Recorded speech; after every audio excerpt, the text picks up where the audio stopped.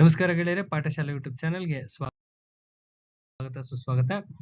ಈ ದಿನ ನಾವು ನಿಮ್ಮ ಮಂಡ್ಯ ಡಿಸಿಸಿ ಬ್ಯಾಂಕ್ ಅಲ್ಲಿ ಅಟೆಂಡರ್ ಪೋಸ್ಟ್ ಕಾಲ್ ಆಗಿತ್ತಲ್ಲ, ಅಟೆಂಡರ್ ಪೋಸ್ಟ್ ಮತ್ತು ವಾಹನ ಚಾಲಕರ ಪೋಸ್ಟ್ ಎಕ್ಸ್ಪೆಕ್ಟೆಡ್ ಕಟ್ ಆಫ್ ಬಗ್ಗೆ ನೋಡ್ತಾ ಹೋಗೋಣ. ಮತ್ತೆ ಇಂಟರ್ವ್ಯೂ ನಲ್ಲಿ ಅಟೆಂಡರ್ ಪೋಸ್ಟ್ಗೆ ಯಾವೆಲ್ಲ ಪ್ರಶ್ನೆಗಳು ಕೇಳ್ತಾರೆ ಅಂತ ಪಕ್ಕಾ ಇನ್ಫಾರ್ಮೇಶನ್ ಸಿಕ್ಕಿದೆ. ಸೊ ಅದ್ರ ಬಗ್ಗೆ ಡೀಟೇಲ್ ಆಗಿ ಡಿಸ್ಕಸ್ ಮಾಡ್ತಾ ಹೋಗೋಣ. ಈ ವಿಡಿಯೋನ ಕಂಪ್ಲೀಟ್ ಆಗಿ ನೋಡಿ ಗೊತ್ತಾಗುತ್ತೆ. ಫುಲ್ ಮಾಹಿತಿ ಕೊಟ್ಟಿದ್ದೀನಿ, ಕಂಪ್ಲೀಟ್ ನೋಡಿ ಗೊತ್ತಾಗುತ್ತೆ. ಸೊ ಯಾರೆಲ್ಲ ಚಾನಲ್ ಸಬ್ಸ್ಕ್ರೈಬ್ ಮಾಡ್ರಿ, ವಿಡಿಯೋನ ಮ್ಯಾಕ್ಸಿಮಮ್ ನಂಬರ್ ಪೀಪಲ್ ಶೇರ್ ಮಾಡಿ ಅಂತ ಹೇಳ್ತಾ ವಿಡಿಯೋ ಒಳಗಡೆ ಎಂಟರ್ ಆಗೋಣ. ಫಸ್ಟ್ ನಿಮ್ಮ ವಾಹನ ಚಾಲಕರು ನೋಡ್ತಾ ಹೋಗೋಣ. ವಾಹನ ಚಾಲಕರು ಇರ್ತಕ್ಕಂಥದ್ದು ಜನರಲ್ ಮೆರಿಟ್ ಒಂದು ಪೋಸ್ಟ್, SC ಒಂದು ಪೋಸ್ಟ್, ಇದು ಎರಡೇ ಹೇಳ್ತೀನಿ. ಏನ್ ಓದಿರ್ಬೇಕಪ್ಪ ಅಂದ್ರೆ SLC ಅಲ್ಲಿ ಉತ್ತೀರ್ಣರಾಗಿರ್ಬೇಕಷ್ಟೇನೆ. ಇನ್ನ ಅಟೆಂಡರ್ ಪೋಸ್ಟ್ ನೋಡ್ತಾ ಹೋಗೋಣ. ಅಟೆಂಡರ್ ಪೋಸ್ಟ್ ಅಲ್ಲಿ ಸಾಮಾನ್ಯ ಅಭ್ಯರ್ಥಿ 2, ಮಹಿಳಾ ಅಭ್ಯರ್ಥಿ 3, ಗ್ರಾಮೀಣ ಅಭ್ಯರ್ಥಿ 3, ಅಂಗವಿಕಲರು ಒಂದಿದೆ. ಇನ್ನ ಕ್ಯಾಟಗರಿ ಪರಿಶಿಷ್ಟ ಜಾತಿಗೆ ಒಂದಿದೆ, ಪರಿಶಿಷ್ಟ ಪಂಗಡಕ್ಕೆ ಒಂದು, category 1 2A 2B 3A 3B ಒಂದೊಂದಿದೆ. ಪರಿಶಿಷ್ಟ ಜಾತಿ ಮಹಿಳೆಯರಿಗೊಂದಿದೆ, ಪರಿಶಿಷ್ಟ ಪಂಗಡದ ಮಹಿಳೆಯರಿಗೊಂದಿದೆ, 2Aಗೆ ಒಂದಿದೆ. ಗ್ರಾಮೀಣ ಅಭ್ಯರ್ಥಿಗಳು ಒಂದೊಂದು ಕೊಟ್ಟಿದ್ದಾರೆ. ಸೊ ನೋಡ್ತಾ ಹೋಗೋಣ ಇವಾಗ. ಎಲ್ಲಿಂದ ಇಳಿಸ್ಕೊಬೋಣ? ಅಟೆಂಡರ್ ಪೋಸ್ಟ್ ಮೋಸ್ಟ್ ಪ್ರಾಬಬಿಲಿಟಿ 95 ಇಂದ ಇಳಿದಿರುತ್ತೆ ಅಂತ, 95 ಇಂದ ಹೈಯೆಸ್ಟ್ ಸ್ಕೋರ್ 95 ಆಗಿರುತ್ತೆ ಅಂತ ಅನ್ಕೊಂಡಿದೀನಿ. 95 ಅಥವಾ 96 ಆಗಿರ್ಬೋದು ಮ್ಯಾಕ್ಸಿಮಮ್. ಅಂದ್ರೆ ಎರಡೇ ಚಾನ್ಸಸ್.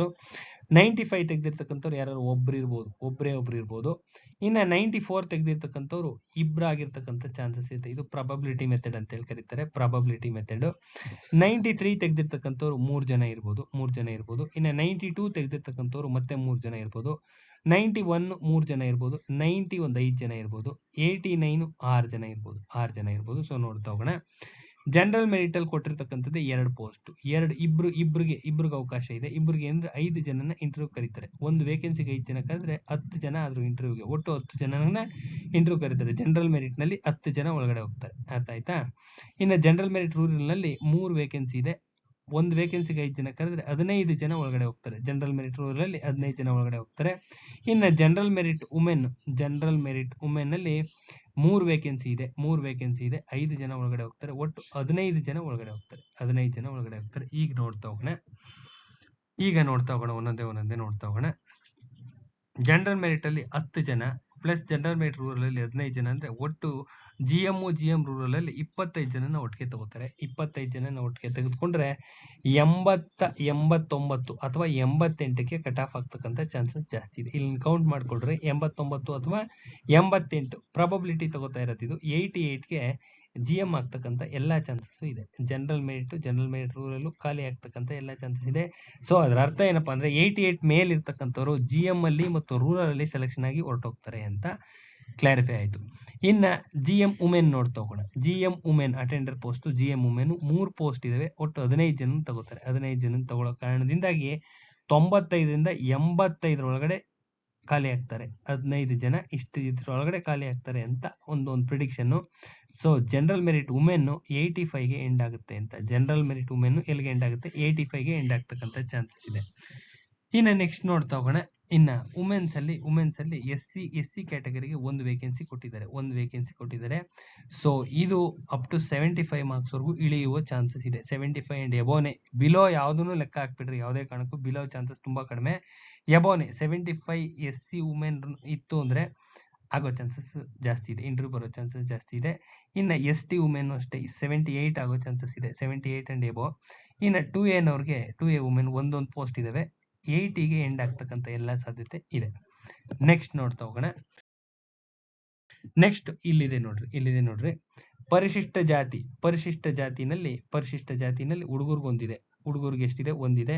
ಪರಿಶಿಷ್ಟ ಪಂಗಡದಲ್ಲಿ ಒಂದಿದೆ. ಎಲ್ಲಿಗೆ ಎಂಡ್ ಆಗಿದೆ? ಇದು 88ಗೆ ಕೂತಿದೆ. 88ಗೆ ತಗೊಂಬಂದು ಕೂರಿಸಿದ್ದಾರೆ, ಹೌದಾ?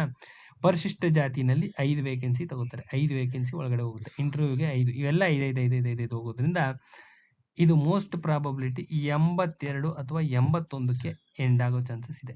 82 ಅಥವಾ 81ಕ್ಕೆ ಯಾವುದು?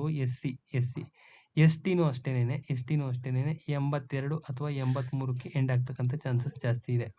ಇನ್ನು ಕ್ಯಾಟಗರಿ 1 ಅಷ್ಟೇನೆ, ಕ್ಯಾಟಗರಿ 1 ಹತ್ತತ್ರ 85ಕ್ಕೆ ಎಂಡ್ ಆಗ್ತಕ್ಕಂಥ ಚಾನ್ಸಸ್ ಜಾಸ್ತಿ ಇದೆ. 85 ಮೇಲಿರ್ತಕ್ಕಂಥವ್ರು ಸೆಲೆಕ್ಷನ್ ಆಗ್ತಕ್ಕಂಥ ಚಾನ್ಸಸ್ ಜಾಸ್ತಿ ಇದೆ. 2A ಅಷ್ಟೇನೆ, 2Aನು ಅದೇ ರೇಂಜಲ್ಲೇ ಬರೋ ಚಾನ್ಸಸ್ ಇದೆ, 85 ರೇಂಜಲ್ಲೇ ಬರೋ ಚಾನ್ಸಸ್ ಇದೆ. 2Bನು 85 ರೇಂಜಲ್ಲೇ ಬರೋ ಚಾನ್ಸಸ್ ಇದೆ. ಇವೆರಡು 3A 3B 86 ಆಗ್ಬೋದು, ಮೇ ಬಿ 86ಗೆ ಎಂಡ್ ಆಗ್ತಕ್ಕಂಥ ಕಟ್ ಆಫ್ ಎಲ್ಲ ಇಷ್ಟರಲ್ಲೇ ಕೂತ್ಕೊಳ್ತಕ್ಕಂಥ ಚಾನ್ಸಸ್ ತುಂಬಾ ಜಾಸ್ತಿ ಇದೆ. ಅರ್ಥ ಆಗ್ತಾ ಇದೆಯಾ?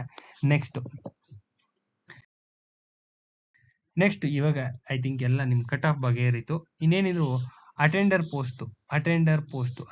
ಪೋಸ್ಟ್ ಕಾಲಾಗಿದೆ ಅಲ್ವಾ? ಅಟೆಂಡರ್ ಪೋಸ್ಟ್ ಏನ್ ಕೇಳ್ಬೋದು? ಸಿಲೆಬಸ್, ಎಕ್ಸ್ಪೆಕ್ಟೆಡ್ ಸಿಲೆಬಸ್ ಏನ್ ಕೇಳ್ಬೋದಪ್ಪ ಅಂದ್ರೆ, ಸುಮಾರು ಜನ ಯಾರ್ಯಾರು ಹೋಗಿ ಇಂಟರ್ವ್ಯೂ ಸುಮಾರು ಹಿಂದೆ ಅಟೆಂಡ್ ಮಾಡ್ಕೊಂಡ್ ಬಂದಿರ್ತಕ್ಕಂಥ ಹುಡುಗರನ್ನ ವಿಚಾರಿಸಲಾಗಿ, ನಾನು ಇದಕ್ಕೆ ಎಂದೂ ಹೋಗಿಲ್ಲ, ಗೊತ್ತಿಲ್ಲ ನನಗೆ ಯಾವುದಕ್ಕೆ ಅಟೆಂಡರ್ ಪೋಸ್ಟ್ ಹೋಗಿಲ್ಲ. ನಾನು ಹೋಗಿದ್ದು ಮ್ಯಾನೇಜರ್ ಪೋಸ್ಟ್ಗೆ, ಸೀನಿಯರ್ ಅಸಿಸ್ಟೆಂಟ್ ಪೋಸ್ಟ್ಗೆ ಒಂದು 3 ಸತಿ ಸೆಲೆಕ್ಷನ್ ಆಗಿತ್ತು. ಸೀನಿಯರ್ ಅಸಿಸ್ಟೆಂಟ್ ಪೋಸ್ಟ್ಗೆ, ಮ್ಯಾನೇಜರ್ ಪೋಸ್ಟ್ಗೆ.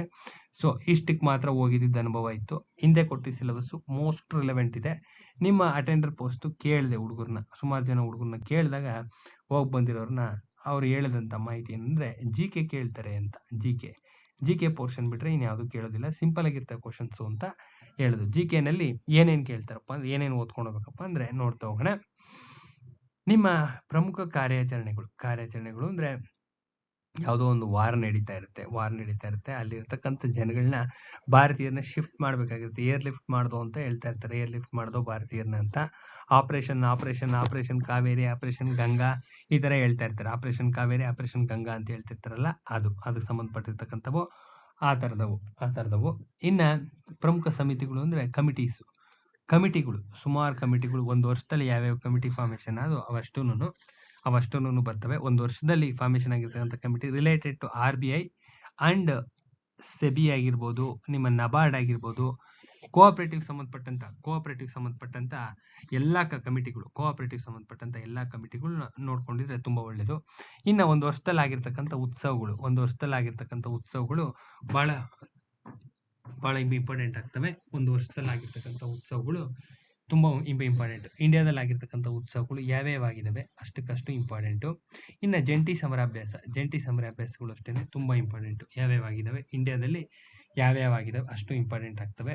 ಇನ್ನು ಗಡಿ ರೇಖೆಗಳು, ಎಲ್ಲೆಲ್ಲಿ ವಾರ್ ನಡೀತಾ ಇದೆ ಆ ವಾರ್ಗೆ ಸಂಬಂಧಪಟ್ಟಂತ ಗಡಿ ರೇಖೆಗಳನ್ನ ಕೇಳಿರ್ತಾರೆ. ಜಲಸಂಧಿಗಳು ಅಷ್ಟೇ ಗೊತ್ತಿರಬೇಕು. ಇನ್ನು ಇಂಪಾರ್ಟೆಂಟ್ ಡೇಸ್ ನಲ್ಲಿ ಕೋಆಪರೇಟಿವ್ ಕೇಳಿರ್ತಾರೆ. 100% ಕೋಆಪರೇಟಿವ್ ಕೇಳ್ತಾ ಇರ್ತಾರೆ. ಅದು ಬಿಟ್ರೆ ಇನ್ನೇನು ಕೇಳೋದಿಲ್ಲ. ಕೋಆಪರೇಟಿವ್ ಡೇಸ್ ಪಕ್ಕಾ ಗೊತ್ತಿರ್ಲಿ. ಇನ್ನ ಬುಕ್ಸ್ ಅಂಡ್ ಆಥರ್ಸ್ ಯಾರು ಕರೆಂಟ್ ಅಫೇರ್ಸ್ ನಲ್ಲಿ ಇದ್ರೆ ಕೇಳ್ತಾ ಇರ್ತಾರೆ. ಕರೆಂಟ್ ಅಫೇರ್ಸ್ ನಲ್ಲಿ ಯಾರು ಇದ್ರು ಅಂದ್ರೆ ಕೇಳ್ತಾ ಇರ್ತಾರೆ. ಇನ್ನ ಸ್ಪೋರ್ಟ್ಸ್ ಬಗ್ಗೆನೂ ಅಷ್ಟೇನೆ ಕೇಳ್ತಾ ಇರ್ತಾರೆ. ಸ್ಪೋರ್ಟ್ಸ್ ಬಗ್ಗೆ ಇತ್ತೀಚೆಗೆ ಯಾವ್ದಾದ್ರು ವರ್ಲ್ಡ್ ರೆಕಾರ್ಡ್ಸ್ ಆಗಿದ್ರೆ ಕೇಳ್ತಾ ಇರ್ತಾರೆ. ಇನ್ನ ನೃತ್ಯಗಳ ಪ್ರಕಾರಗಳು, ಕಲೆ, ಸಂಗೀತ, ಸಾಹಿತ್ಯ ಇದೆಲ್ಲದಕ್ಕೂ ಸಂಬಂಧಪಟ್ಟಂಗೆ ಕೇಳ್ತಾ ಇರ್ತಾರೆ. ಕರೆಂಟ್ ಅಫೇರ್ಸ್ ಅಲ್ಲೇ ಕೇಳ್ತಾ ಇರ್ತಾರೆ. ಇನ್ನ persons in news current affairs ಅಲ್ಲಿ ಇರುತ್ತೆ. ಅದನ್ನ ಒಂದ್ಸತಿ ಓದ್ಕೊಳ್ರಿ. ಪ್ರೈಸಸ್, ನೊಬೆಲ್ ಅವಾರ್ಡ್ಸ್ ಕೇಳ್ತಾ ಇರ್ತಾರೆ. ನೊಬೆಲ್ ಅವಾರ್ಡ್ಸ್ ಇಂಪಾರ್ಟೆಂಟ್ ಆಗ್ತವೆ. ನೊಬೆಲ್ ಅವಾರ್ಡ್ಸ್, ನಿಮ್ಮ ಆಸ್ಕರ್ ಅವಾರ್ಡ್ಸ್, ಯಾವ್ಯಾವ ಅವಾರ್ಡ್ಸ್ ಇದೆ, main international awards, national awards and state awards ಒಂದ್ಸತಿ ನೋಡ್ಕೊಂಡಿದ್ರೆ ತುಂಬಾ ಒಳ್ಳೇದು. ಇನ್ನು ಇಂಟರ್ನ್ಯಾಷನಲ್ ಆರ್ಗನೈಸೇಷನ್ಸ್, ವಿಶ್ವಸಂಸ್ಥೆ, ಅಂಗಸಂಸ್ಥೆಗಳ ಬಗ್ಗೆ ಡೆಫಿನೆಟ್ ಆಗಿ ಕ್ವಶನ್ಸ್ ಇದ್ದೇ ಇರ್ತವೆ. 100% ಇರ್ತವೆ. ದೇಶಗಳು, ರಾಜಧಾನಿ, ಕರೆನ್ಸಿಗಳ ಮೇಲೆ ಕ್ವಶನ್ಸ್ ಇರುತ್ತೆ. ಇನ್ನು ನೇಮಕಾತಿಗಳು, ಒಂದು ವರ್ಷದಲ್ಲಿ ಆಗಿರ್ತಕ್ಕಂಥ ಯಾವ್ಯಾವ ನೇಮಕಾತಿಗಳಾಗಿದ್ದಾವೆ ನಿಮ್ಮ ಸುಪ್ರೀಂ ಕೋರ್ಟ್ CJ ಬದಲಾವಣೆ ಆಗಿದ್ದಾರೆ ಗೊತ್ತಿರಬೇಕು. CAG ಬದಲಾವಣೆ ಆಗಿದ್ದಾರೆ ಗೊತ್ತಿರಬೇಕು. ಇನ್ನು ಪ್ರಮುಖ ಸ್ಥಳಗಳು ಇಂಪಾರ್ಟೆಂಟು. ಇನ್ನ ಪ್ರಮುಖವಾದಂಥ ಸೂಚ್ಯಂಕಗಳು ಬಹಳ ಇಂಪಾರ್ಟೆಂಟು. ಸೂಚ್ಯಂಕಗಳು ಯಾವ್ದಾದ್ರು ಇಂಪಾರ್ಟೆಂಟ್ ಸೂಚ್ಯಂಕಗಳು, ಭಾರತದ ಸ್ಥಾನ ಎಷ್ಟಿದೆ ಅಂತ ಕೇಳ್ತಾ ಇರ್ತಾರೆ. ಇನ್ನು ಪ್ರಮುಖ ವರ್ಷಗಳು ಅಷ್ಟೇನೆ. ಯಾವ್ದಾದ್ರು 2012ರಲ್ಲಿ ಕೋಆಪರೇಟಿವ್ ಇಯರ್ ಅಂತ ಹೇಳಿ ಮಾಡಿದ್ರು. ಅದು ಇಂಪಾರ್ಟೆಂಟ್ ಆಗುತ್ತೆ. ಇನ್ನು ಭಾರತದ ಮೊದಲುಗಳು, ಪ್ರಥಮಗಳು ಅಂತ ಕೇಳ್ತಿರ್ತಾರೆ. ಪ್ರಥಮಗಳು ಯಾವ ಬುಕ್ಕು ಅಂತ ಹೇಳ್ತೀನಿ. ಇನ್ನು ಜಗತ್ತಿನ ಅತಿ ದೊಡ್ಡ ಎತ್ತರದ ವಿಶೇಷತೆಗಳು, ಪ್ರಪಂಚದ್ದು ಪ್ಲಸ್ ಕರ್ನಾಟಕದ ವಿಶೇಷತೆ, ರಾಷ್ಟ್ರೀಯ ವಿಶೇಷತೆಗಳು, ಅಂತಾರಾಷ್ಟ್ರೀಯ ವಿಶೇಷತೆ, ಅನ್ವರ್ಥನಾಮ ಇವೆಲ್ಲ ಕಂಪಲ್ಸರಿಯಾಗಿ ಕೇಳ್ತಾರೆ. ಎಲ್ಲ ಒಂದೊಂದು ಕ್ವಶನ್ ತೆಗೆಯುವಂತ ಚಾನ್ಸಸ್ ಇರ್ತದೆ. ಮಿನಿಮಮ್ ಒಂದು 20 ಕ್ವಶನ್ಸ್ ಆದ್ರೂ ಕೇಳ್ತಾರೆ. ಮಿನಿಮಮ್ 20 ಕ್ವಶನ್ಸ್ ಸಿಂಪಲ್ ಆಗಿರ್ತವೆ.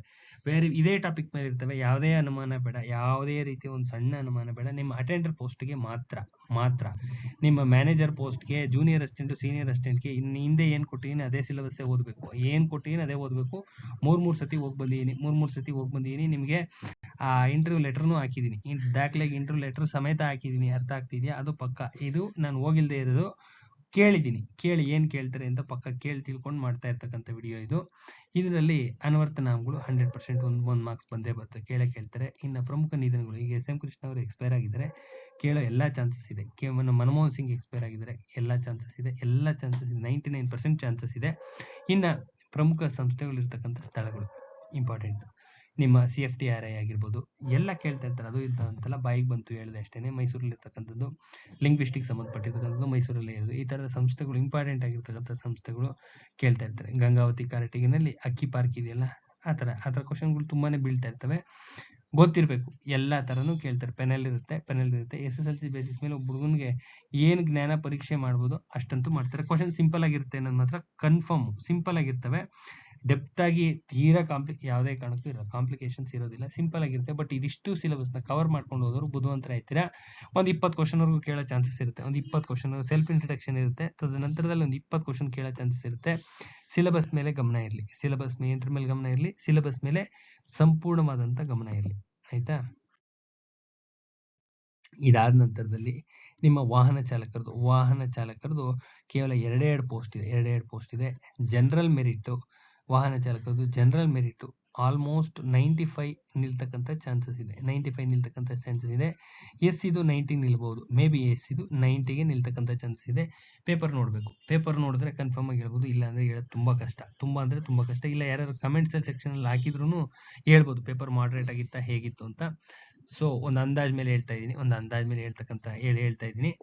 ಸೊ ಇಲ್ಲಿಗೆ ವಿಡಿಯೋನ ಎಂಡ್ ಮಾಡ್ತಾ ಇದ್ದೀನಿ. ಯಾರೆಲ್ಲ ಚಾನಲ್ ಸಬ್ಸ್ಕ್ರೈಬ್ ಮಾಡಿಲ್ಲ ಸಬ್ಸ್ಕ್ರೈಬ್ ಮಾಡಿರಿ. ವಿಡಿಯೋನ ಮ್ಯಾಕ್ಸಿಮಮ್ ನಂಬರ್ ಪೀಪಲ್ ಶೇರ್ ಮಾಡಿರಿ. ಯಾರೆಲ್ಲ PDF ಮೆಟೀರಿಯಲ್ ಯಾವ ಥರ ಅಂತಲೂ ಹೇಳಿದ್ದೀನಿ, ಯಾವ ಥರ ಮಾಡ್ಕೊಳ್ಳೋದು ಅಂತ ಮಾಡ್ಕೊಳ್ರಿ. ನೀವೇ ಮಾಡೋದು ಕಲೀರಿ. ಫಸ್ಟ್ ನೀವು ಕಲ್ತ್ಕೊಳ್ರಿ. ಸಪೋಸ್ ಯಾರಿಗಾರು ಎಮರ್ಜೆನ್ಸಿ ಇದ್ದು ಆಗೋದಿಲ್ಲ ಅನ್ನೋದಿದ್ರೆ ಮಾತ್ರ ಕನ್ಸಲ್ಟ್ ಮಾಡಿರಿ. PDF ಮೆಟೀರಿಯಲ್ ವ್ಯವಸ್ಥೆ ಮಾಡ್ತೀನಿ, ಓದ್ಕೊಳ್ರಿ, ಚೆನ್ನಾಗಿ ಓದ್ಕೊಳ್ರಿ. ಎಲ್ಲರೂ ಸೆಲೆಕ್ಷನ್ ಆಗ್ರಿ. ಅದ ನಂತರದಲ್ಲಿ ನಿಮ್ಮ ಯಾವುದು ಜನರಲ್ ಸ್ಟಡೀಸ್ ಕ್ಲಾಸಸ್ ಯಾರಿಗಾರ ಅವಶ್ಯಕತೆ ಇದ್ದರೆ ನಾನು ನಂಬರ್ ಕಾಂಟ್ಯಾಕ್ಟ್ ಮಾಡಿ ಅಂತ ಹೇಳ್ತಾ ವಿಡಿಯೋನ ಎಂಡ್ ಮಾಡ್ತಾ ಇದ್ದೀನಿ. ನಾಳೆ ಇನ್ನೊಂದು ವಿಡಿಯೋ ಜೊತೆ ಬರ್ತೀನಿ. ನಮಸ್ಕಾರ.